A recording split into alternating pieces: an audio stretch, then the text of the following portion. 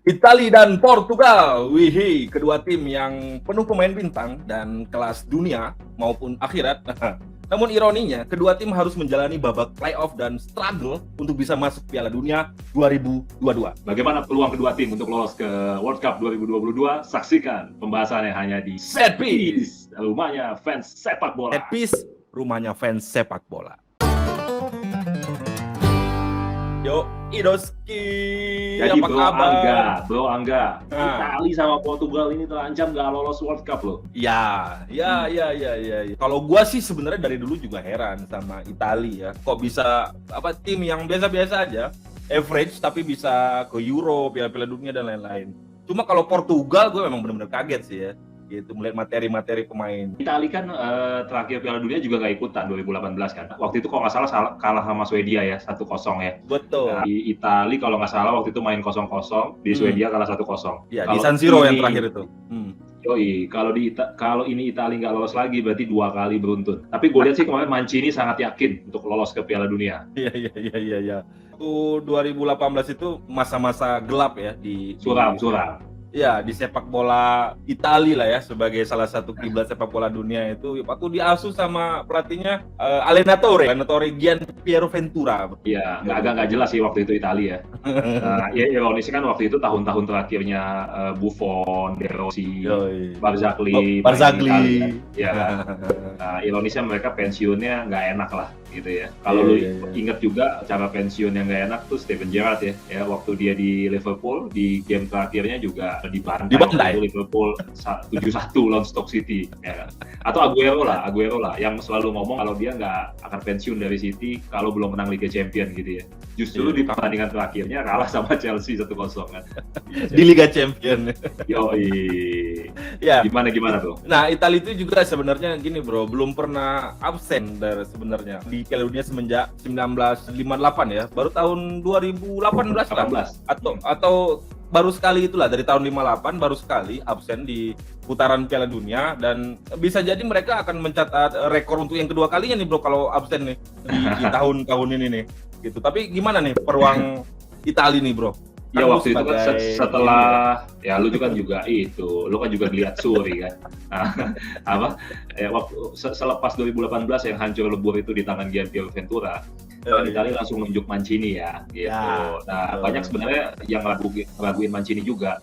Abis dia juara sama City di Inggris, kemudian dia kan mulai ngelatih Galatasaray, Inter, Zenit ya, yang ya prestasinya biasa-biasa aja gitu ya. Ya, betul. Cuman akhirnya kan dijawab keraguan publik dengan mentransformasi Italia nih ya. Dari dulu tim yang terkenal stereotipnya itu defensif. Iya, akhirnya menjadi tim yang bermain cukup menyerang lah dan atraktif gitu ya. Terbukti kemarin di Euro 2020 ya, yang main di 2021 ya kan. Football is coming to Rome ya. Football is coming to Rome. Iya, dari tidak ikut dalam Piala Dunia 2 tahun yang lalu langsung juara COVID. Ada COVID dulu kan, ada COVID. Nggak tahu ngaruh nggak tahu nggak nih ada COVID.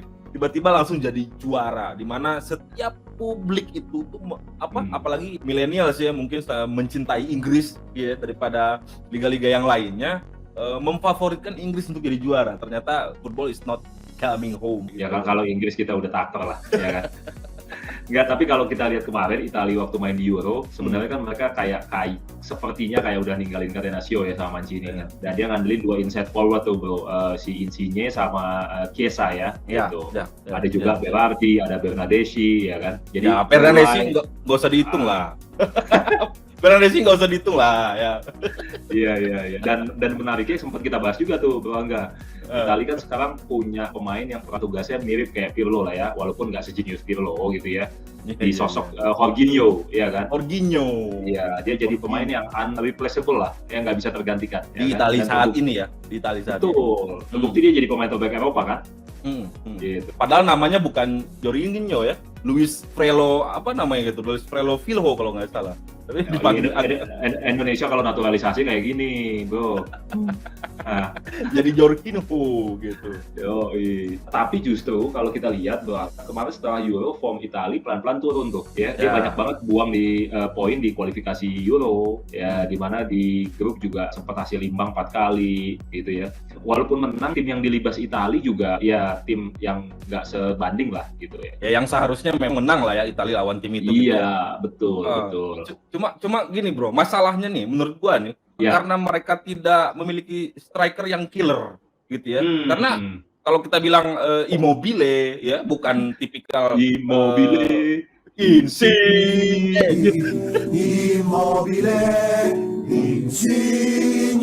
Cassano, Parolo, Buffon, Pelini e Sirigu,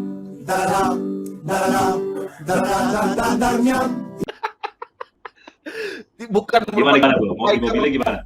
Bukan kelas dunia lah bro. Maksud gua saat ini gitu ya yang dimiliki oleh negara-negara lain tuh Immobile itu enggak ya di pinggir-pinggirnya aja gitu bro. Yang seharusnya tim sekelas Italia juara bertahan itu punya, lu kan tahu lah penyerang-penyerang Italia zaman dulu dari semenjak Del Piero, Gianfranco Zola, terus ya Montella, Pieri, terus Bobo ya kan, nggak punya bro. Ya paling cuma Gilardino, Luca Toni ya menurun sih. Sampai akhirnya kan Mancini terpaksa manggil si Bengal kan ya, Super Mario Balotelli kayak gitu. Setuju Bang. Coba selain kalau itu kan kelihatan mata ya, kasat mata ya. Striker itu kelihatan kan. Ya cuma yang gue bilang agak mengkhawatirkan juga nanti ke depannya di Italia itu di barisan belakang sebenarnya. Karena kalau lihat kemarin pilarnya menang Euro 2020 kan masih Bonucci sama Chiellini kan, ya kan? Yang tarik baju Saka ya kan, sampai kejar old school banget, ya kan? Gitu. Padahal kawan-kawannya mereka udah jadi pelatih. Gitu. Iya. Costa Curta.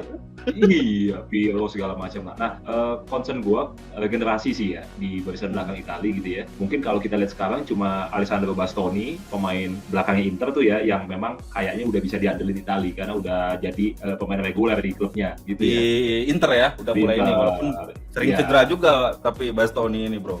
Yes, baru saja dinobatkan tadi jadi hari ini jadi pemain salah satu best starting 11 di Serie A musim lalu. Gitu. Jadi ada 4 tadi back yang jadi pemain baik Serie A musim lalu itu Bastoni, ada De Vrij, ada Hakimi, ya 3 dari Inter tuh musim lalu. Gitu. Penghargaan tadi gitu. Ya, nah Italia sendiri tuh sekarang dalam babak playoff ini juga harus kehilangan, udah mah mereka krisis striker, mereka juga harus kehilangan striker yang menurut gua yang paling tajam lah saat ini dimiliki oleh yaitu anaknya Enrico bro, anaknya Enrico Chiesa, si Federico Chiesa ini yang absen ya ketika bermain bersama. Kalau lu ngomong gini ketahuan kita nonton waktu Enrico Chiesa main. Bapaknya. Bapaknya main. Iya, jadi ketahuan kita nonton Enrico Chiesa main. Belum lagi kalau kita hitung juga Locatelli yang harus absen ya dalam partai COVID katanya ya. Jumat dini hari nanti karena positif Omicron kayak gitu. Ya kalau di babak selanjutnya bisa main. Ya tapi kan besok lawan Italia kan gampang banget loh, cuma Makedonia Utara gitu ya. Makedonia Utara. Itu sih harusnya menurut gua di atas kertas kalau yang game besok ini pasti menang lah Italia. Ya, gitu.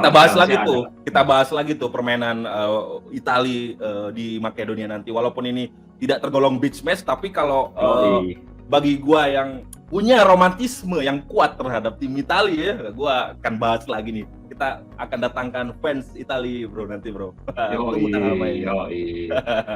Nah kalau bicara Portugal, kalau Portugal jalannya jauh lebih berat kalau gue bilang dibandingkan Italia. Kenapa? Karena semenjak di Euro 2020 kemarin kita lihat ya Portugal cukup mengecewakan kan bro, gitu ya di fase itu dibantai Jerman. Waktu itu kalau nggak salah 2-4 walaupun Jerman mainnya juga biasa-biasa aja sih sebenarnya. Kira-kira di 16 besar kalah sama Belgia. Nah, padahal secara materi pemain ya dibilang wow sih enggak. Cuma maksud gue cukup lah untuk di kelas Eropa kan.